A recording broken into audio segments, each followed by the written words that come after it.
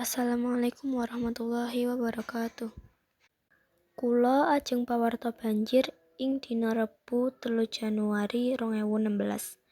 Banjir kedadean pas jam 09.00 bengi sing ngagetake para warga. Omah sing do rusak dadi masalah utamane. Para warga sementara ngungsi ing tempat sing disediakake pemerintah.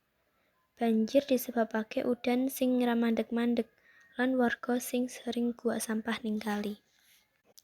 Dinggo ngatasi masalah banjir iki, warga kudu kerja bakti ngresiki kali sing mampet gara-gara akeh sampahe. Sawise kedadiane bencana alam banjir, nang dina Rebo 13 Januari 2016 bengi nuli, setitike ana 6 kepala keluarga, warga desa Warung Kiara RT 3 Sukamaju, Cianjur sing rekoso ketunan material sing ora setitik. Senajan ora ana korban jiwa ing jero musibah kasebut, kerugian ditaksir duwe aji 20 yuta luwih. Para warga saiki ngarep-arep ben cepet ana penanganan infrastruktur panguwawa lemah ing bantaran kali Cisarua sing mludak.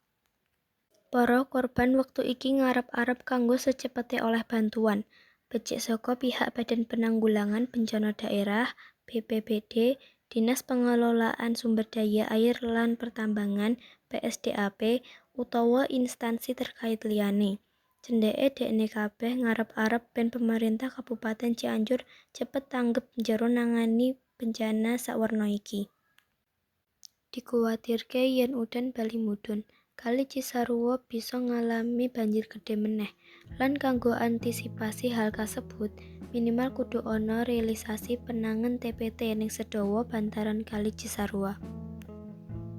Cekap semanten pawarta saking kula. Matur nuwun. Wassalamualaikum warahmatullahi wabarakatuh.